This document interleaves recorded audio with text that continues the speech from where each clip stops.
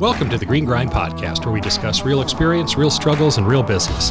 My name's Leroy Maines. I'm with Brilliant Borders Landscaping, and we have Corey Ballard with Perfect Cut Site Management and Ballard Innovative Products.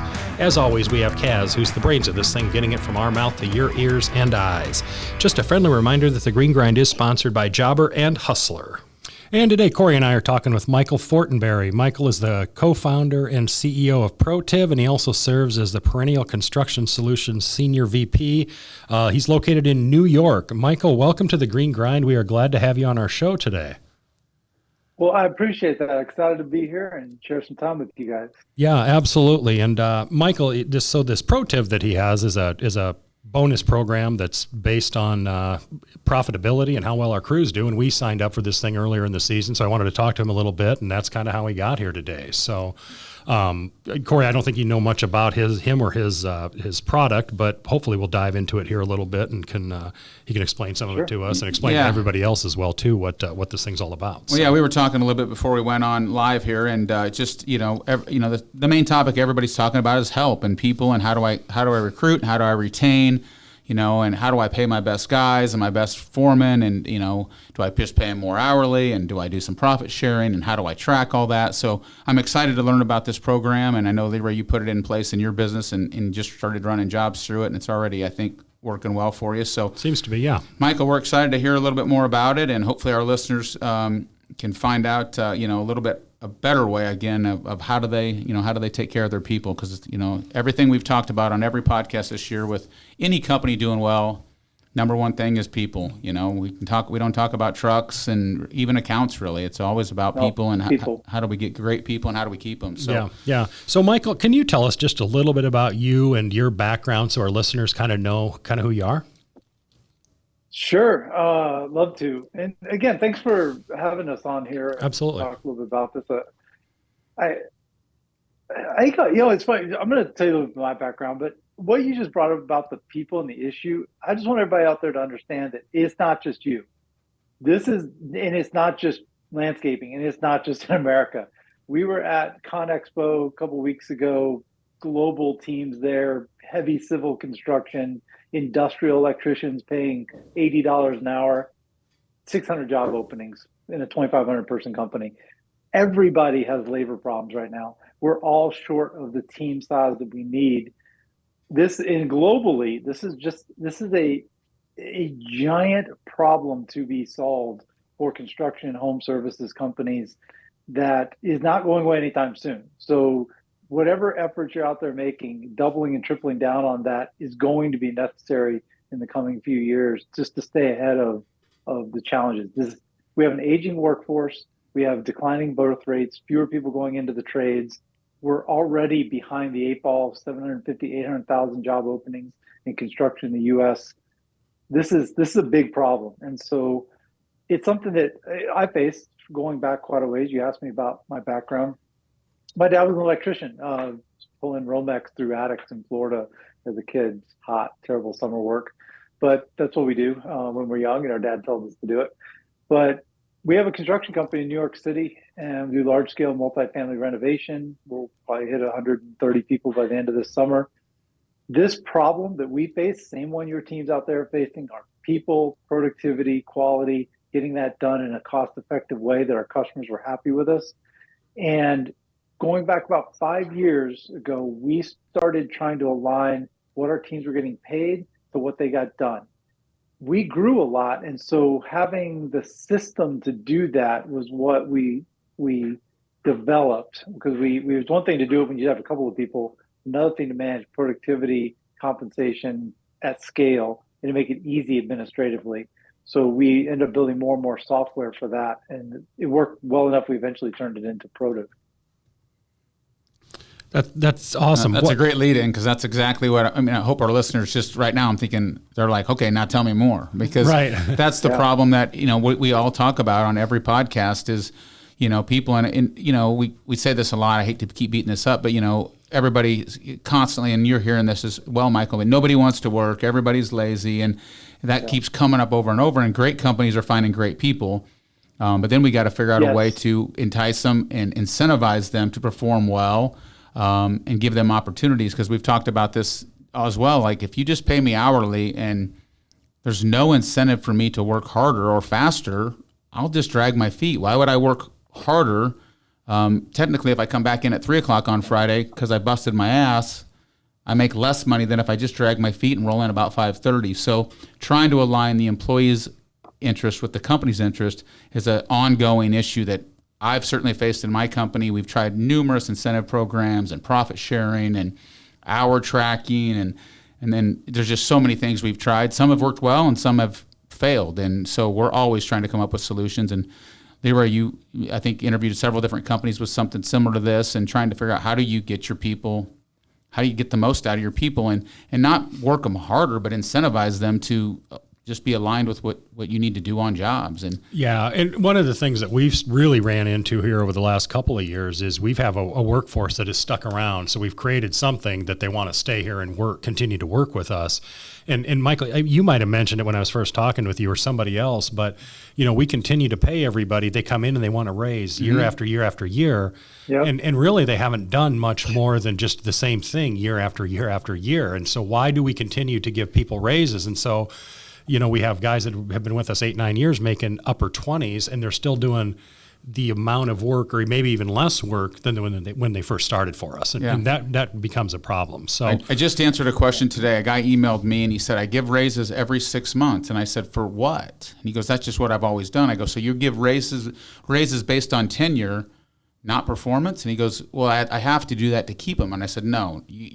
So the longer they're with you, you just keep paying them more and more and more, no matter how well they perform, no matter what their attitude is, no matter what type of leader. You just keep paying them more and more and more. And we did that for years, right? Every guy's come back, right. You give them $1 an hour more, $2 an hour more. But the truth is, they're actually maybe getting slower. Now this guy is 40 years old instead of 25, and he makes the most at your company, and he's the least productive guy you have. Absolutely. And so it's always this weird balancing act. But I just emailed the guy today, and he was asking me just a ton of questions. And that was the first thing I said, you give raises every 6 months just for staying? Like, they don't have to get any new qualifications. They don't have to become a foreman or a better leader or a better trainer. You just keep paying them more. That's what they do. So anyway, we looked into something, how can we keep our people and continue to pay them more? And we ended up with this thing, and hence why we're sitting here today. We ended up with this software called Protiv, and that's what we're using now. And Michael, you're the co-founder of this thing, invented it. Tell us what it is, if you would. So it starts with the idea that I want to pay you more, but I need you to get more done. In fact, I can pay you almost whatever you want if you'll just get more done. Help me beat my budget. And I need to deliver great quality. I need you to be safe on the job. And I can incentivize those things because I have budgets and goals around those things that if you'll help me get there as a team, as a worker, I can pay that. So in our world, it starts with a budget. You send a team, we're going to take Mrs. Smith home, we're landscaping space here. You're going to go out and put a new sprinkler system in Mrs. Smith's home. You think it's going to take you 100 hours to get it done. When you bid the job, you thought, all right, $20 an hour, $100, I have $2,000 in labor. At the heart of this, the goal is to get the team to beat that. So we show it to the team on their phone. They can see what the budget is for that job. We have 100 hours, we have $2,000. And if we beat that budget, we make the difference. At the simplest level, that's how it works. You create a budget, put it in front of the team, and they know that if they beat it, they make the difference between the budget and what they spent. They finish it, they only spent $1,800, they just made a $200 bonus. And importantly, we encourage it to come right on their next paycheck. There's something to be said about a program. This is what works. It is simple, it is transparent, and it is frequent. That is the key to a bonus program. If you are wondering why your annual Christmas bonus does not change worker behavior, it is neither transparent nor frequent nor simple. They just get a number later. They have no idea why they got that bonus or what it reflects. They don't know when it's going to come exactly. It's after the first of the year, around Christmas. They don't change their behavior on Tuesday because of a quarterly or Christmas bonus based on your company's net profit. That's way outside of what they control in their life. If you want to change a worker's behavior at the job site during the week, show them why that behavior change impacts what they get paid on Friday. and do it from the labor budget, not from your profit. I really encourage companies to pay yourself first. You as the owner, we are in for-profit businesses here. You need to set your profit into a bucket and make sure you are making money doing this. We take way too much risk as construction company owners to do this for free. So pay yourself first, set your profit aside. You got your operating costs, your overhead, your materials, and you have a labor budget. Incentivize your team out of that labor budget. Guys, beat the budget. I'll share it with you. I'll give it to you. I'll give you the difference. And that thesis is what spurred us down this road with Protiv. It is a simple, transparent, and frequent bonus system, and it will change worker behavior. Well, let me say, it will change worker behavior for everybody except that one guy, Bob, who is just never going to change. Right? If he's your worst worker who's just slow and apathetic, sometimes he needs to do something else for a living. She needs to do something else for a living. Absolutely. That I can't always fix, but I will take that middle group, your kind of normal average team, and I can incentivize them. You can incentivize them to perform differently, more like your best team performs. That gap is what we're closing. It's that space between average and best. And if we can close that gap, it's worth a lot of money to us as contractors, and we share that back with the workers. Absolutely. One thing I like that you said there, it's frequent. So, when you do bonus programs, and we've done this, you can't, to your exact point, you can't give them the bonus at Christmas for how they performed in June. It's long gone. And we did that. We did subjective bonuses based on how did Joe do? What's his attitude? What's he worth to the company? We'll give him $2,500. We'll give Nancy $1,500. We'll give Mike $5,000. They were just subjective bonuses based on nothing. And so I like the frequency. It has to be real and has to be in real time, because it has to change what they take home, whether it's Friday or however if your pay period's every other week, but it has to be quick, because it has to make an impact on their paycheck. Not because the average employee, field worker, they forget. And then if that bonus is quarterly or how, it's just too long, it's too far out. And, well, it doesn't change behavior. And the goal right. is to change worker behavior. Your bonus program, if it does not self-fund, if it's not paying for itself, you get the wrong bonus program. Mm-hmm. Your bonus program should not increase your cost at all, not a penny. Your cost should actually come down if you do this the right way. Your labor cost should come down, and your team should make more money. And the reality is that's because they can produce more. If the team gets more done, you can take that 10-person team, you can either accomplish more work, do 20% more jobs, or you can do the same work with an 8-person team. And in either case, your labor cost should come down and your team should make more money per hour. If your worker is not making more money per hour on a production-based incentive program, they're overpaid at their hourly rate. It means they don't actually generate as much work per hour as what you're paying them. So if they come in and they can have a raise, you can look at it, actually I should cut your pay because you don't actually produce the level at which I pay you now. Yeah, I'm going to use that. And yeah, you can use that one. That's free. So it really is this. Most people on our program, most workers on our program are earning more money per hour. We have clients that are now paying 30% plus more per hour than they did before. I'm not kidding, 30+% more, and their labor costs are flat. Right. It's just a shocking difference because all of a sudden the team cares at a different level. What is it worth? I guess I would challenge your listeners. What is it worth to you to get a team to show up at the job site and care? Yeah, it's amazing what people will do. We just had the podcast before this. They have an ESOP, and what he was talking about was when they went to an ESOP, how everybody as an owner on a small scale, all of a sudden everybody cares about the extra material they're leaving on job sites. The 2-hour lunch break that now becomes a 30-minute lunch break, or maybe they bring their own lunches. And when we started doing programs, one that we put in place for our mowing team years ago, and we started seeing that the same team was getting way more done. They were bringing their lunches. It's amazing how much more you can get done with the same people when they have an incentive to do so. And again, if you just pay me hourly and I have no incentive, why would I work any freaking harder? I just wouldn't. So I kill myself and I make less money, really? I mean, so yeah, I think it's super important that it's amazing what you can get done with people though when they have an incentive. And people say, well, my guys are already busting their ass, but are they? Are they really? Some guys might be. Interesting interesting that a lot of people try a program like this because they're trying to control labor costs or get more production done. The reality is that it's a good incentive-based compensation system has more to do with a culture change than anything else. I'll give you a simple example. If you put this in place, your employees will complain up. Right now, your supervisor says, these guys are slow and behind because they couldn't get, this tree planted or whatever. They're not working, not productive. They will start to complain to you because you can't get your job done as a business owner. Boss, where's the sod? It was supposed to be here at 7 a.m. You forgot to order it. You're costing us money. Please don't send Bob back out to the job. We can't tell a shovel from a wheelbarrow. They will care about things that they don't care about before.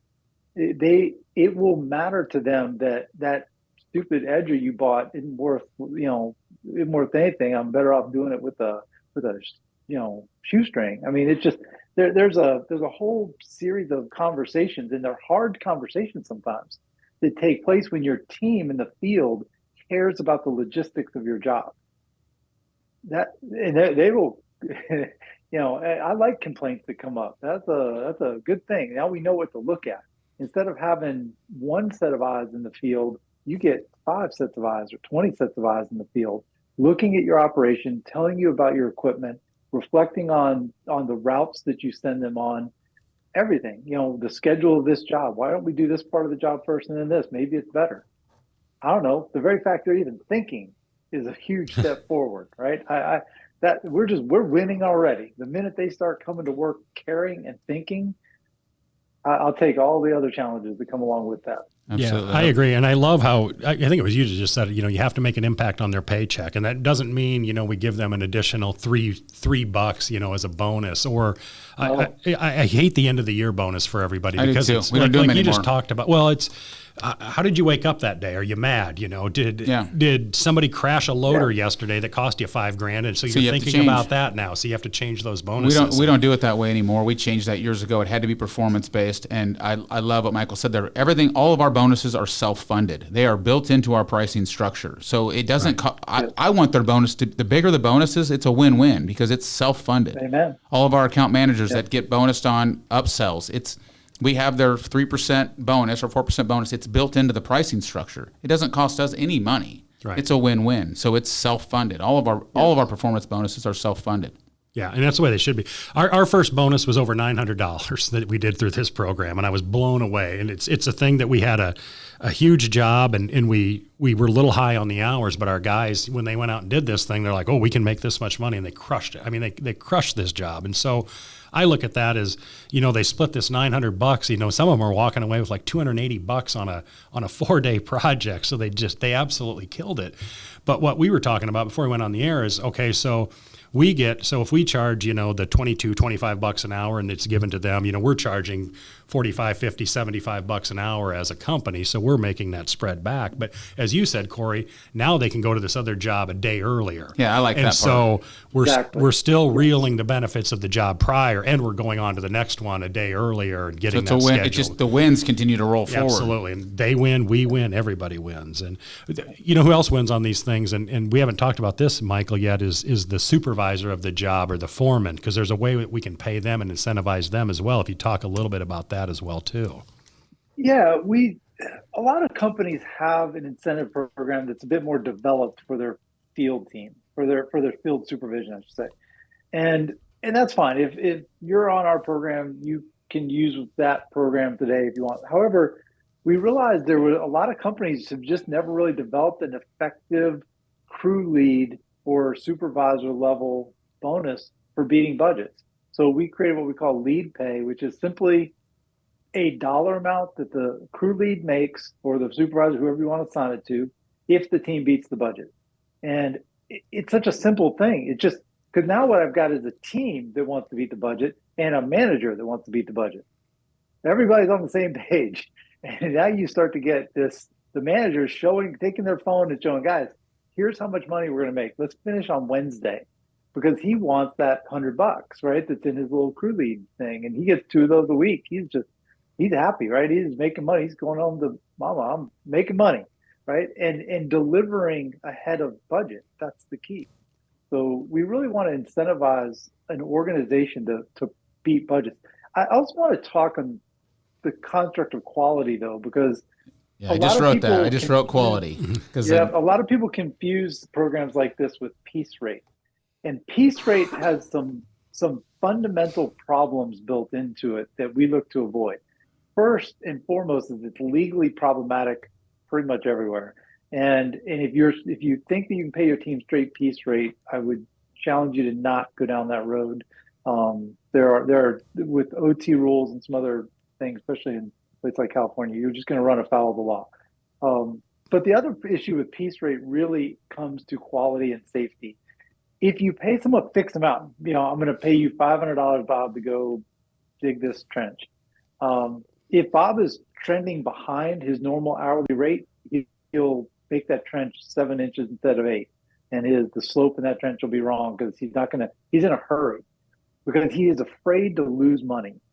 And the fear of loss causes the behavior shift that we don't want, which is cut corners and rush. Don't do things safely. And so what we have created within the Protiv software is an approval process after the job is done. So once that project is complete or that phase of the job is complete, supervisor has to sign off that it's done correctly. A lot of times that's Mrs. Smith, your customer, saying, yep, I'm happy, and giving you that final check. Then the ProPay is approved and the bonus amount gets paid. The team makes their normal hourly rate until that point. Then the bonus gets approved. If they have to go back and fix something, it comes out of that bonus amount first. Importantly, what happens is the team begins to hold themselves more accountable to quality. Because nobody wants to be the one that costs the team the bonus because you didn't put that tree in the right spot in the back or whatever. I keep trying to use landscaping metaphors here, but if you miss something in the process of the job and don't do it right, then you've got to go back and fix it, and the team has just lost that bonus opportunity. That's thinking and getting the whole team, instead of just your supervisors, managers, to think about quality is a big step of why this actually makes quality levels go up. Yeah, because that was the first thing I think, and that's where we struggled when we did kind of what you said. It was kind of a piece. I was just thinking back to the one example was where we paid our guys based on hours, but what they started doing was cutting corners, right? So if we do large commercial sites, and if we can skip not trimming the back this time behind this industrial building, no one's really going to see it, so they beat hours, right? So it's always, my thought is, if you're going to pay me, incentivize me to get under hours, how can I cut corners? But in this situation, they're going to almost self-police themselves because, again, they want to get bonused. They don't want the callback, which maybe if you do it right, I don't want to say you want to embarrass your guys, but you show the team that, hey, crew 3 has 2 callbacks. Yep. And so they start to say, hey, Joe, we don't cut corners on our jobs. We want a bonus. And so they start, to your point, the quality then goes up. So you're not only getting more efficient, now you're doing better quality because they don't want to go back. I mean, otherwise everybody loses. I have a carpenter on video who said, it's actually funny recording. His name is Frank, and he said, my whole approach to quality changed when I started on ProPay jobs because it cost me too much money to go back. And I was like, well, Frank, welcome to my world. Right. That's the way we see it, right? Like, it costs us rework is the death of construction companies. I mean, if I have to go back, I probably just broke even on the job. If I have to go back twice, I'm probably losing money. I mean, it just kills us. Talk to a concrete guy, talk to them about rework. Yeah. Brutal, break your business. So you really want to emphasize, I want to share that if you have a quality control process today, a lot of times that's your supervisory team that is responsible for doing those inspections and checking up how the job's going.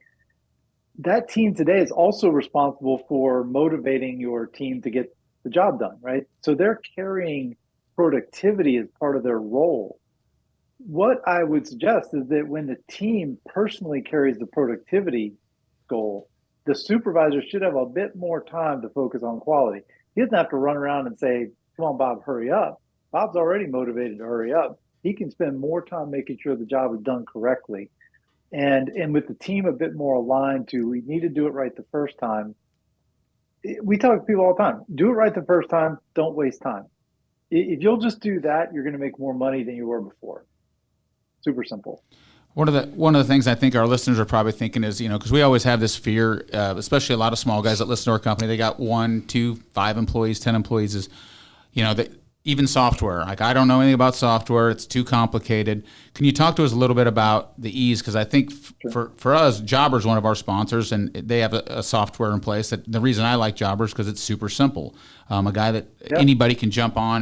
The app's simple. So, if a guy's got a couple employees and he's thinking, well, 2 questions. I don't know what size you have to be to use your software. And then what's the ease of use? I mean, if Leroy can figure it out, probably anybody can. Yeah, it's pretty easy if I can do it. But, I'll share that if the owner of the company is personally at the job doing the work, you probably don't need our software. You tend to get a different level of performance out of employees when the owner is physically watching them. The minute that you're not at the job, this works. So whether that means you've got a 3-person company and 2 crews and you're not on one of them, or whether you've got 300 employees. I've got a call coming up with a company that has 8,500 employees. So, it's not really a function. It's more if you're not there and you need that team to care and be productive without you watching them personally. From a simplicity standpoint, it takes about 2 minutes per job you do, I would say, just in administrative time. There's 2 real steps in this. One is you have to enter the job into our software, which is, we call it creating a ProPay. And it basically, you have to title the job Mrs. Smith's, irrigation system. You need to select your manager, your team out of the drop downs, and you enter a budget, hours or dollars.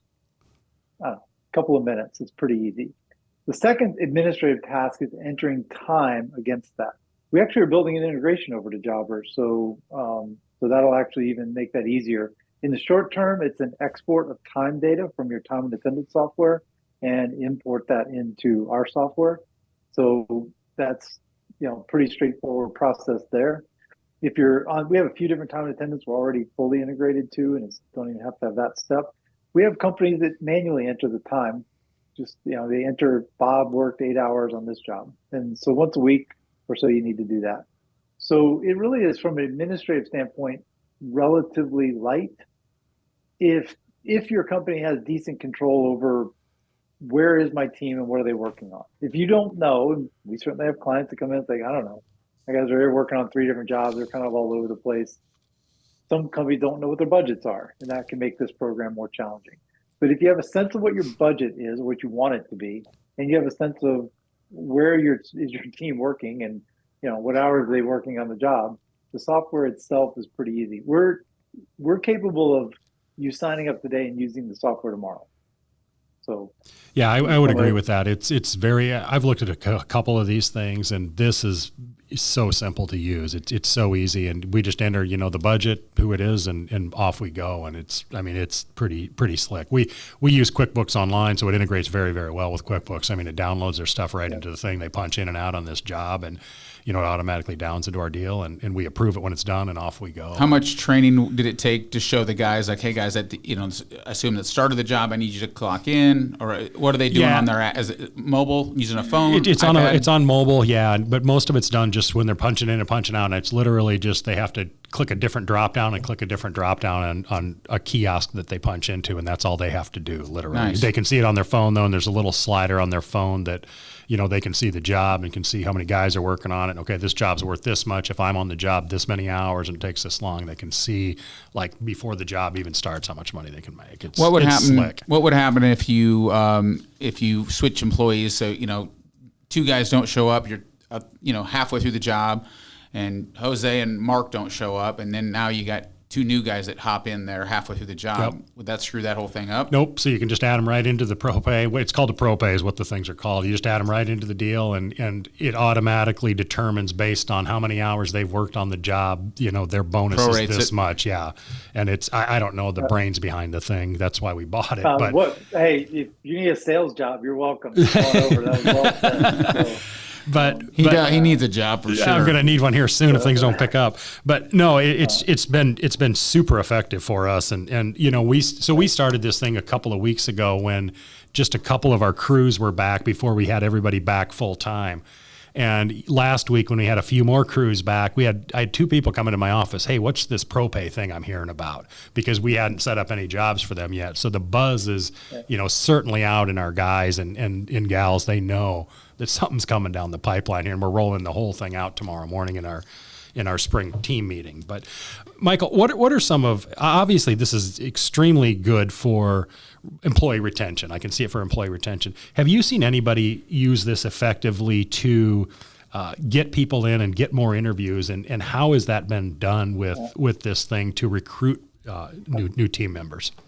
So there's two things that we see are helpful there. The first is the very fact you have an incentive program for workers sets you apart. Like, just, you can advertise that, and it's not, and tell them we have a, whatever your pay period is, weekly, bi-weekly incentive program where you can earn more based on how jobs go. Just having that on your ad is one thing different anyway. But the second part I think is interesting is that you guys probably have these interviews where Bob comes in and he says, I'm the greatest landscaper ever, and you should pay me more. You've got a salary range of 18 to 20 bucks an hour on your ad. He's like, I should get 23 because I'm so good. Like, okay, we're going to find out, but you can we're going to pay you 18, but on our incentive program, our best team makes 29. And if you're that good, you're going to make more money here than you will anywhere else. And so there's a report in our software that focuses specifically on wage growth. And we use data from that. And we have customers who use data from that to showcase the fact that workers here earn more money per hour than they will somewhere else because the actual wages are higher. But you keep your base wage at wherever you want your base wage to be, because sometimes Bob's not quite as good as he says he was. Right. I think just being transparent, I mean, you could do that in your orientation, or not only to Michael's point, not only in your ads that you put out with, high quality ads that have, we have a pay incentive program, but then when in your first meeting, and that one, Bob says, I'm worth 23. And you say, Bob, we pay 20, but let me show you what our landscape foremen or our landscape teams are averaging. When you get some data where you'd be like, okay, but our guys are averaging 27.50, 29. Some of our guys are making 30. So if you're as good as you say you are, you're going to make more than you just asked for. More. You asked for 23, but we're going to beat that, but you're going to have to perform. Yeah. I think that we want to pay our teams more. I like it when they make more. It creates the right culture. And about Brilliant Borders creating a culture where people come year in and year out. There's something underlying to that. We want to reward that. And if they come in and they want to raise off of their base, at least I can look at the data of how they've been performing against budgets over a period of time. And if they want to make an extra buck or two an hour, I have a basis on which to make that decision. Yeah, that's a great point. So when the guy asks for the raise, you can look at his history and say, yeah, he's been performing great. He's worth it. We're going to go ahead and do the bump, but you're also going to move him up. Yeah, so that makes a ton of sense. Yeah, there's a whole lot to it, I think, and it all works well and it all integrates well as long as they're doing what you want them to do. Because as to your point, Michael, we'll pay them whatever they want. I said when we give out our bonuses that are performance based at the end of the year, and we do some at the end of the year, depends on what. But I mean, we've given out checks where guys literally start crying, but they deserve. Like, I want the check to be the bigger that check is, we both won because they beat their goal. The company won, the employee won. I want our guys to make as much money as possible, not affecting the net of the company, just because they performed and they beat the metrics that we laid out for them. It's that simple. I mean, we win as a company. We're winning on a lot of levels. The team is winning. If you take care of your people, they'll take care of your product. Product takes care of your revenue. It's just, this is that old metric. It starts with taking care of your people. Yeah, and one of the best things, just to reiterate with this whole deal, is they know in advance what the goal is. I mean, they know each job what the goal is. So if you're a landscaper out there and you don't have specific hours set for your guys, and I know like in the beginning we didn't. We just, we bid this job thinking, it's probably going to take about this and have no idea. If you don't have any idea what the hours are or hourly budget for a project, this software probably won't work for you. Well, if you don't have that, you better start with that anyways. Shit out. Every job at Perfect Cut, even a mowing job, every mowing job on the route says this job is 2.6 man hours. This job is 1.9. I mean, every job we do has a man-hour rate on it that every job we do. And we've done that for a long time, and not even with the bonus program. We know exactly what our target man-hour rate is. Take the price divided by your target man-hour rate. That's the number. But yeah, so guys, if you're listening and you don't have that, first off, your people need to know how long every job's going to take. You can't just send people out just willy-nilly, just see how much you get done today. I don't know how you can perform well and be profitable. And if you are being profitable, it's lucky. That. We see it all the time. We have customers, I'm sure you guys see it too, that we will talk to that don't know what their numbers are. They don't know what their gross profit is. They don't know what their burden is on their labor costs. They are flying by the seat of their pants and hoping. And I would say, not that I want to have you do something before you buy our software, but let's go figure out what your numbers are first. And there are good tools out there that sit alongside QuickBooks that will help you with both estimating, job costing, get your numbers under control, and we can help you make it better. But you need to know, and this is just a lesson for our industry as a whole, is getting more professional rigor around the way we budget and manage costs and our profitability. Again, I talk about, the average contractor profitability is only around 3%. It's just, we don't make much money as an industry as a whole. And we take a lot of risks and put in a lot of hard work. It's just a lot of early mornings and late nights for an industry we don't make a whole lot of money on. If you want to change that dynamic, master your numbers. Absolutely. Yeah. Michael, tell us how this works obviously it makes a lot of sense for longer projects and day-long projects and 3-day-long projects. How does this software work for mowing contracts? We a lot of guys that listen to our podcast do a lot of residential type mowing, and they'll have a crew there for 15 minutes, maybe 20 minutes, well under an hour, and they could probably knock out 3 in an hour. How does this software work for guys like that? A lot of small jobs. A lot of small jobs. Yeah.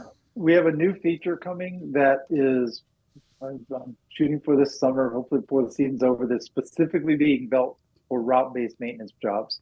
We're actually working alongside some landscaping companies and some cleaning companies, pool cleaning and some other residential cleaning companies, to build a route-based tool where essentially you'll assign a package of jobs to a team to accomplish, and they've got some incentives to beat the budgets on those routes and add essentially more locations to their day. And so there's some interesting, cool things coming there. We have clients today that are route-based maintenance that just create individual pro pays for all, $20, $18. They build out their day that way. That's a little bit more burdensome than it needs to be. So we're building a whole new feature set specifically for this industry that we call routes. And that's going to be pretty exciting. Yeah, that makes sense, because I was thinking about guys that are doing 15 stops a day, and it's like, how am I going to track every job? But again, you should still know how long those jobs should take. You should, absolutely. And you should be able to track that based on, if it's 8 hours and you get it done in 7, like he was saying, you've got that hour, or you can add more to their route every single day. So, absolutely. Yeah. A lot of teams are trying to make sure the team doesn't go over, right? Because the worst is when you've got 7 stops and you bleed one of them into the next day. You need to stay productive to get through your route every day. And I'm happy to pay you a bit more if you're back early. Just, you'll make the full amount even if you're done. As long as you do the quality side right. Quality control part on that's a big deal, because we don't always inspect every location on route-based maintenance jobs. So there's a few steps in there that we're adding, but we're pretty excited about that new feature. Yeah, for sure. What does the future look like for ProTip? What else do you guys have coming out of the pipeline out of this thing? Fun stuff. The big thing, I think, later this year, is going to be community. The reality is, just think about the first thing that happens. Once you're a worker and you say, I want to get done sooner. The next question is how, right? And I want to know, how do I get faster? How do I edge a yard quicker? How do I, install a backflow preventer the right way the first time? I mean, whatever it is, right? If you want to get better, you need best practices. And so what we're going to enable is the sharing of best practices, videos, tips, tricks between workers across companies. And we just think that's opening up a whole opportunity for people to learn and expand their skill set. So we're super excited about that. We use start rotating down the road. There's some neat things that I think we're going to build in. Is we have data on productivity by trade. So if I know how much you should get done based on this kind of work in this market, that has a lot of value across the estimating landscape. And we think we'll be able to use data to inform estimating in a better way. And then over the long term, we want to use AI to manage both your estimating and your labor cost structure in a way that is hard for people to do. There's a lot of moving parts into how much should I be charging for this and how much should I be paying for this in a way that maximizes both my compensation for my teams as well as managing my profitability. And so right now we're essentially putting a lot of that onto our teams manually. Truth is that AI can use big data to drive those decisions and give us better insights into what our numbers should be. So we think that's what the future looks like, and this is just getting warmed up. Yeah, I think the community thing's a big piece of it, because it's amazing when you can, if you can get a group of owners on the phone, or maybe it's a Zoom call, maybe it's however you guys are going to do it on your end, but and Leroy says, you know what, we're performing really well on all of our construction jobs, but we're not doing well in irrigation, or we're just not doing well in mowing. What are some practices you guys are using in your company? And this guy might be killing it in the mowing department or whatever, and that happens with Perfect Cut and with our parent company now, where all the presidents of the companies are talking about areas like, hey, we're just not performing well in this one aspect of our company. What are you guys doing there that's working for you? And it's amazing the information that everybody shares. We're not in the same market, so everybody's sharing some of their best practices, and everyone's like, yeah, I think I'm going to try that with my team. So I do think that could be a huge tool, again, where you can get guys sharing. Yeah, imagine this space where, let's say you bid a job and you're over budget. It's taking 2 days longer than you anticipated. At the end of that job, the most simple thing, which is, sorry team, we didn't earn a bonus on this. Please tell us why. And just have us tell us what does your team think? Not what does your foreman think, or what do you think, just arbitrarily. What do they say individually? Imagine if you could create data from that over time, where you start to get a picture of, why am I going over budget? Or why am I beating budget? What are we doing right? What are we doing wrong? Where are my problems? What are the things limiting me? This is closing a feedback loop that allows us to get better. And it's this, continual improvement, right? We want to get better every time. And we learn and we get better every time. We get better every time. We learn from it, we get better. And if we can bring that down and create a culture where the team in the field cares about getting better, because it's in their financial interest to care, we create a recipe to scale our business and grow. Yeah, makes sense. Absolutely. I mean, there's just so many things like again, and to your point, I think you'll also get feedback from your team as this is working, when they start missing jobs and they say, Leroy, we could have done that job better if we would have just had a mini backhoe, or we had this tool and this is the wrong tool. If we would have had power buggies instead of wheelbarrows, whatever the case may be. Whatever. And you start listening to your team and saying, okay, yeah, that piece of equipment cost X, but our guys are saying we can be more productive if we have this tool on our sites. Let's try it out. Let's rent one for a week and see, does that change the production on these job sites? And it's amazing how many people don't listen to their employees. We talk to our people all the time, and they have great ideas. They're the ones in the field doing the work. They bring us ideas all the time. Yeah, I always like this idea. We hire someone to do a task. Keep it simple, right? I'm going to say, I'm going to hire you to dig a ditch. I actually get a free brain with that back. You're going to bring your back to work, and you're going to dig that ditch, but you actually come with a brain. And all I have to do is, I don't even have to pay more for it. It's like a gift for purchase, and that brain is available to us. And if you can make it care, right, by incentivizing it the right way, it's amazing the things that can happen. Look, I don't want to pretend. We all know workers who won't care no matter what, but there's enough of them that will, and you can build a great culture around that and scale a business, building on the foundation of caring about your people, caring about your customer, doing things the right way, knowing your numbers. That's how big scalable businesses are built. And I think those opportunities are there for folks in the landscaping space to hit a new, different, better gear. Absolutely. Yeah. One of the things go ahead, Larry. I was just going to ask, has any company ever come to you after purchasing the software, trying it out and saying, look, it just doesn't work. My people aren't getting any faster. They're not getting any better. And if so, what was the root cause of it? I can't imagine that it was a software issue. It's actually a communication problem. If we've had people say, well, my team thinks they're making less money now. Okay, we somehow did not explain this well. And so there's this fear that you show them a number, they think that number must somehow be lower. And so there's a fear. The minute you go to your workers and talk to them about money, they assume it's not good for them.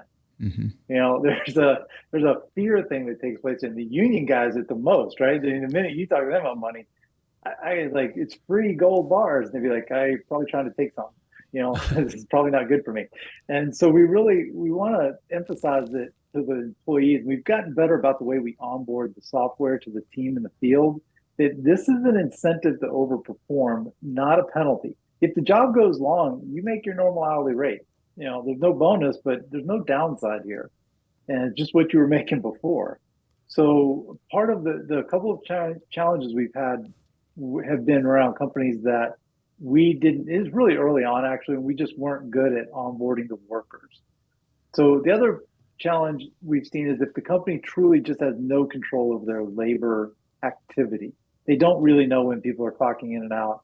They don't really have any sense other than we just think they all work 40 hours this week somewhere, which unfortunately there are companies like that out there. They don't really know where and when their people are really working. It's hard to create an incentive compensation plan if there's no basis for the incentive.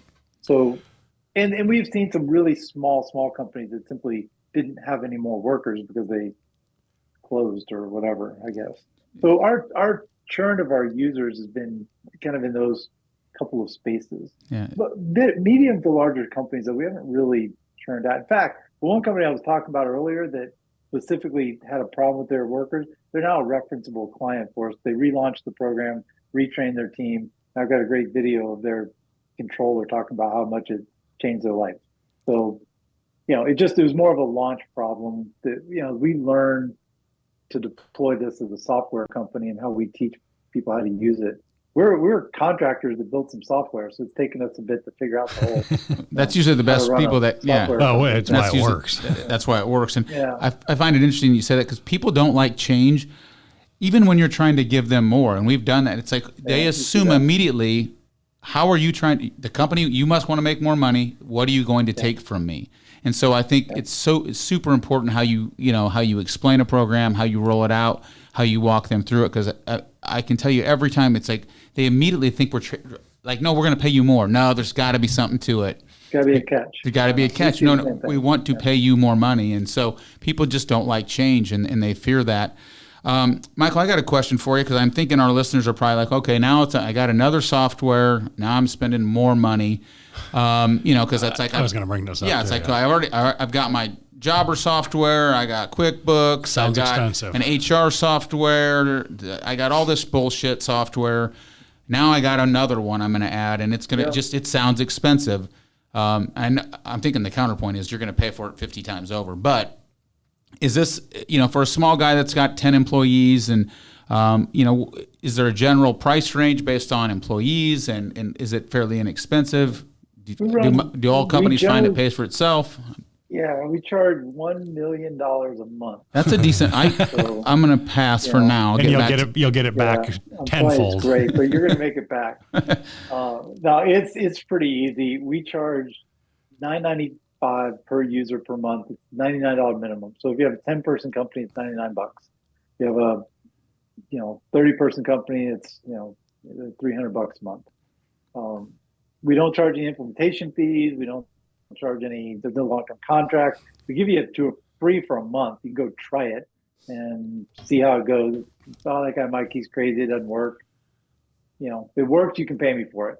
And so we don't have any. There's no long-term contracts. Your admin side is free. So it's just basically just think of it $10 a worker per month. Right. So $100. If you're not making that back almost out of the gate, I'd be surprised. But if you call me and say, yeah, it's not really work for us, then we won't charge you for it. Yeah, I mean, I like the free trial, and then of course, yeah, I mean, so if you have 10 people, $100 a month. I mean, you're pissing away $100 a month every time they dick around at the gas station. Right. I mean, it's you nothing. Know that 10 minutes of wasted time a day is the same as a week of paid vacation. Yeah, it's crazy. Yeah. And the math plays out. I got to do the math first time somebody told me that. I was like, really? It's a week of paid vacation every 10 minutes that they are not doing anything. And it's not that people sit on a bucket. They think that's the manifestation of unproductivity. It's that they just aren't getting as much done as they could. And it's a very insidious thing. I mean, I don't know if this is kind of a little off, but the second largest problem to the global economy is lack of employee engagement in their job. It costs the global economy 11% of GDP, $7.8 trillion a year. It's behind only long-term climate change as a the giant global problem.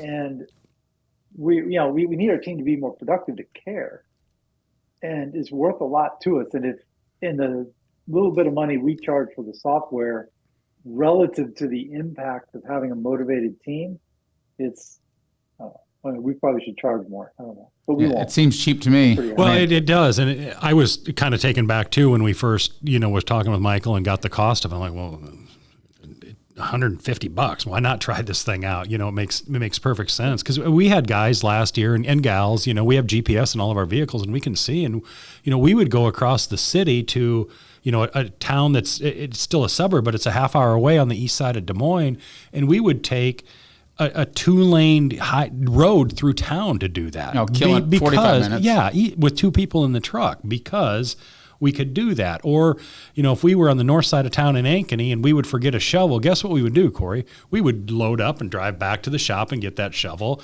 and then go back. Yeah. Whereas, why not go to the local store and just pick one up for $15 while you're up there and save yourself the time? So it gets people, I think, to think a little bit differently about things. And we've used these examples, and for the cost for us, it was a no-brainer. So it seems like a no-brainer to me. We lose so much time, and I see it all the time. I see these companies with 3 trucks sitting at a gas station, or they're all meeting for lunch, and I'm just thinking, oh my God, you're just getting killed today. You don't even know it. Right. I mean, you're losing so much freaking time. Yeah.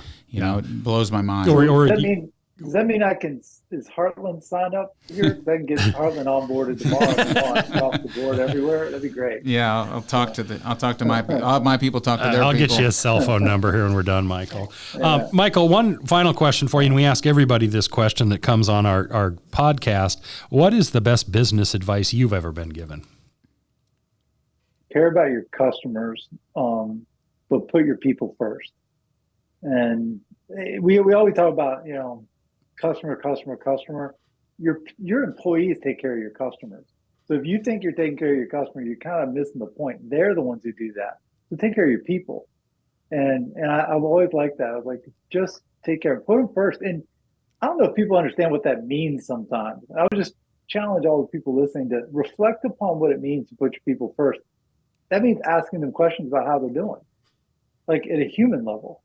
And if we actually care about the team around us and put them first and look out for their needs as people, it's amazing what they'll do in response. And I love the idea of caring about our customers, and I want to, but I put people first, and that'll take care of it. Absolutely.